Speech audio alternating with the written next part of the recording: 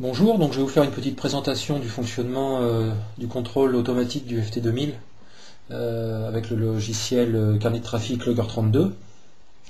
Donc pour commencer, donc, il faut un câble de type RS232 qui reliera le transceiver à l'ordinateur. RS232 se présente de la façon suivante. Donc vous avez deux connecteurs 9 broches, un à chaque extrémité. Et la particularité de ce câble, c'est que c'est un câble droit. C'est-à-dire que toutes les broches sont reliées de façon identique avec le même conducteur à chaque extrémité. J'entends par là que le câble qui est relié d'un côté à la broche 1 est également relié à la broche 1 de l'autre côté. Et pareil pour la 2, 3, etc. jusqu'à 9.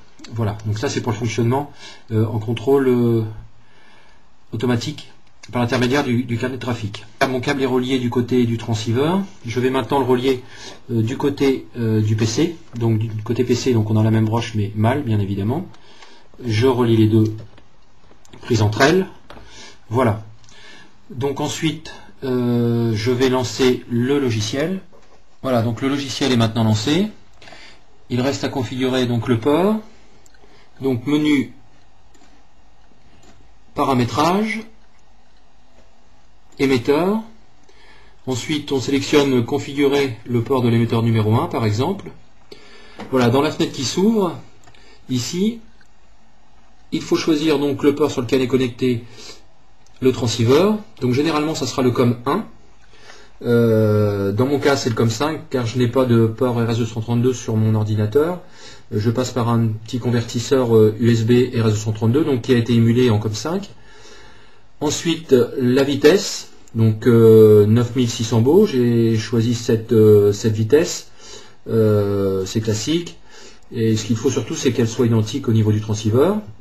Ensuite on met un libellé pour le transceiver, une coche sur 7 DTR height, une coche sur 7 DTR RTS height, et on valide.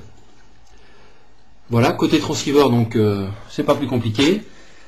On se rend dans le menu, voilà, et on vérifie menu 29 que l'on a bien 4 TOT de sélectionner, et menu 28 que l'on a bien la même vitesse que celle choisie au niveau du logiciel.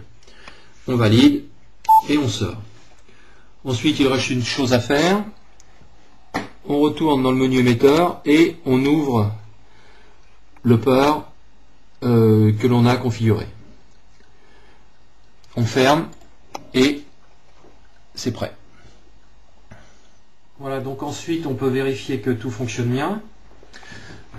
On regarde la fréquence qui est affichée au niveau du transceiver. Donc là nous sommes sur 14200 et on s'aperçoit que on a la même fréquence qui est affichée dans la fenêtre de saisie des contacts, ce qui est plutôt l'objectif recherché. Et de même pour le mode, côté transceiver et côté carnet de trafic. Voilà, donc maintenant je vais tourner le VFO pour changer la fréquence du transceiver, et je m'aperçois que cette fréquence évolue de la même façon au niveau du carnet de trafic.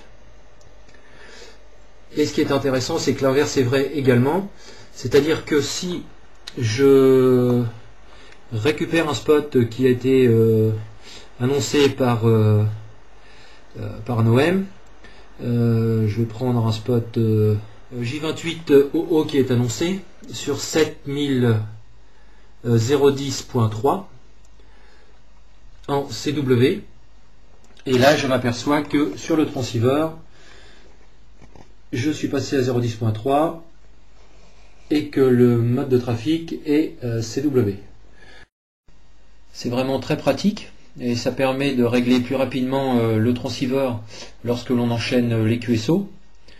Et la fonction cluster donc du logiciel permet de compléter automatiquement les champs qui se trouvent dans la fenêtre de saisie du contact avec les informations que les OM ont publiées eux-mêmes sur qrz.com par exemple.